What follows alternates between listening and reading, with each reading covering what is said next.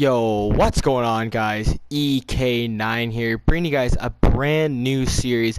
We're going to be doing a series called The State of the NHL, and we're going to start with the Anaheim Ducks. So what the state of the NHL is we're going to take a look at one NHL team per day in alphabetical order and dissect the team, see how they did this year, see their lines, see what's going on with them, whether they're a contender, whether they're rebuilding, and just take a good look at them and maybe try and understand what happened, what's going on, and all that kind of stuff. I want to hear all of your opinions on each of these teams, and the Anaheim Ducks are going to be a tricky one to look at for a lot of reasons, but let's get into it, guys. So as you guys can see, we do have the Anaheim Ducks forward line. So this isn't the actual forward lines that they have. They have a lot of injured players right now, and that really disrupted their season. So as you guys can see, we got Sonny Milano with Ryan Getzlaf and Danton Heinen.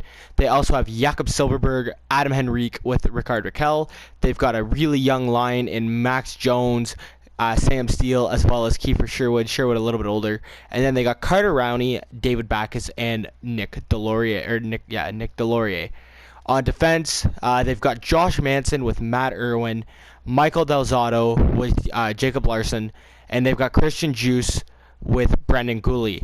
And for goaltending here, they've got a really good goaltender in John Gibson, and they've got goaltender Ryan Miller. So let's take a look and see exactly what's going on with this team, what happened with them this year, and all of that. So when looking at this team, we also have to factor in the injuries that happened to them this year. The Ducks had a lot of injuries. They lost Cam Fowler, Ryan Kessler, Eric Branson, Hampus Lindholm. John Gibson was injured for a period there, and Patrick Eaves. So this team does face a lot of injuries this season. They didn't have the greatest season. They didn't qualify for the playoffs, and maybe the injuries is a reason for that. This team currently has roughly $2.8 million in cap space, and they only have a few contracts expiring, including Patrick Eaves, Michael Del Zotto's is expiring, Ryan Miller, and Matt Irwin. So they don't have many contracts to re-sign, so that's a good sign for this team. They also have a pretty good prospect pool. We've seen a couple of them on this team here. They got Max Jones. They've got Sam Steele. So those are two right there. They got Trevor Zegras, who they're hoping to have called up. They also have Maxime Comtois, Isaac Lundstrom, and Brendan Gooley. So Gooley is in the roster right here. He was acquired in a trade. He's supposed to become a decent defenseman for this team, so hopefully he can step into that role and really add to that defensive core. The defensive core, I would say, it was not the issue of the Ducks this year, and I would say it was their offensive core.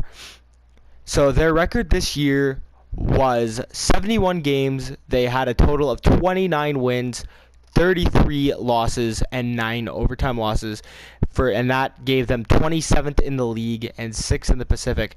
That was their worst season since last year, where they ended up finishing 6th in the Pacific and 24th overall. So the Ducks slumping for 2 years in a row, and they were a contending team for about 5 years before that. So it's starting to really slip here, and we'll try and dissect why that is, and you guys can argue with me, but I'll give my take on that. So this team does seem to lack a offensive core. They're very good on the offense, with their goaltender, with John Gibson. Gibson's been phenomenal. He's a world-class goalie.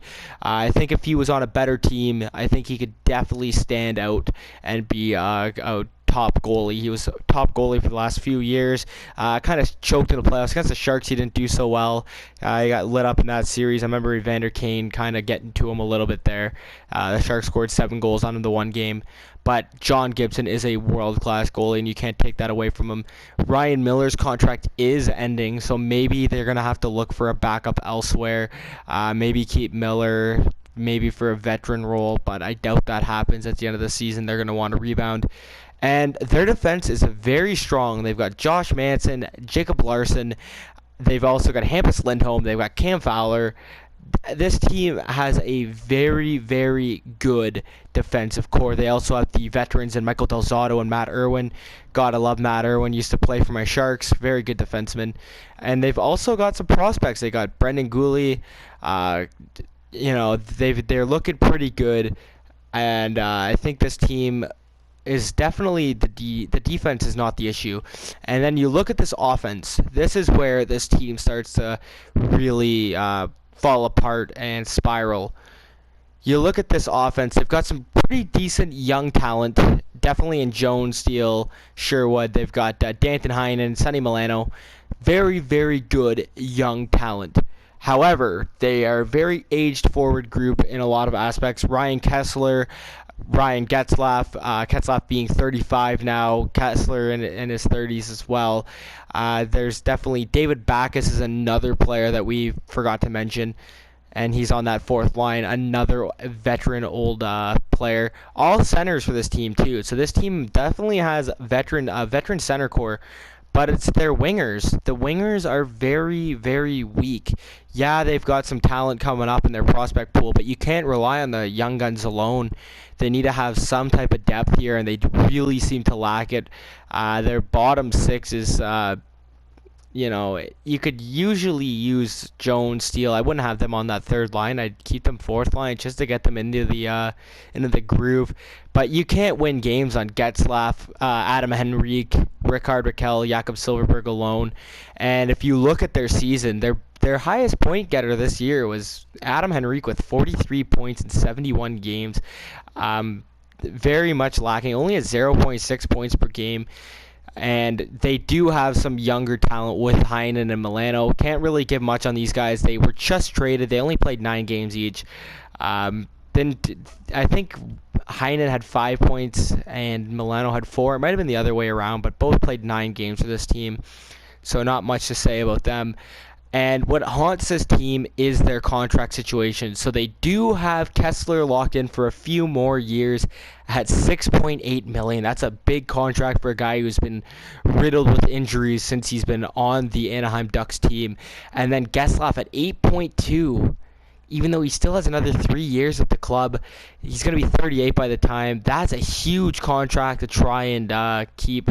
And only with $2.8 million, they're not going to be able to acquire much more depth with that amount of cap space. This team's going to have to make some type of move. Maybe buy out Kessler. Maybe it's time to try and move Getzlaf to a team that wants to contend.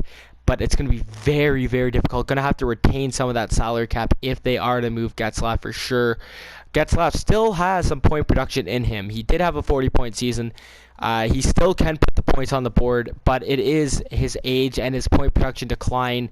And $8 million for the next 3 years is going to be a very, very hard contract to keep. This team is lacking offensively. Their defense is definitely a shining they're one thing that they can take credit for. But offensively, their winger depth here, with only Rickard Rakell, Jakob Silverberg, they don't have any standout talent, no superstar talent. They're kind of like the Montreal Canadiens on that aspect. But I would say Montreal probably does have a little bit of a better offensive caliber team with that of Drouin and Tatar, Kotkaniemi, Lakiri, Lehkonen. They've got some very, very good Joel Armia as well. They've got I'd say a little bit more depth than these Ducks, and I think the Ducks, even as a Shark fan, I'm not trying to rip them to shreds, because when we do get to San Jose, we will talk about their collapse this year. But I think there's a lot of questions that need to be addressed, and Dallas Eakin's having a hard time coaching these guys. It's going to be, I think, for the Ducks, a really rough couple of years coming forward, and I do think they're going to have to work on that winger core. That's maybe get another centerman and try and move Backus or something. I think that's going to be very, very tough for them to do. Those are some big contracts in Backus, Getzlaf, and Kessler. And with their age, it's going to be very, very tough to move them. So anyways, guys, I think next season for 2021, in 82 games, I have this team winning 33 games, 40 losses, 9 overtime losses with a total of 75 points. One thing I do want to mention, though, is the Ducks do have 2 first-round picks this year, including the number 6 overall, which they project will be Marco Rossi. That could help with this team in the next few years. And they also get Boston's first round pick. Boston, if they do somehow struggle to find a very deep playoff run, could be very rewarding for these Ducks. But the Bruins are up 3-1 on the Hurricanes in the first round, so they are very much in poise for a second round playoff appearance. But anyways, guys, I think the next year, I think Henrique leads the team in scoring again, as he did this season. Followed, I think Danton Heinen's going to fit in pretty well with this club, and then I think Rickard Rakell's going to be third in points. Let me know your guys' thoughts. What do you think about these Ducks? Do they contend next year? Do they get out of their slump? Do they stick around in their rebuild position? What are your guys' thoughts? Let me know. Hopefully you guys do enjoy this video. If you did, leave a like, drop a comment, let me know what your guys' thoughts are, and subscribe to the channel for a bit more content. We will be doing a video a day, so stay in tune, guys. Alright, have a good one. See you guys soon.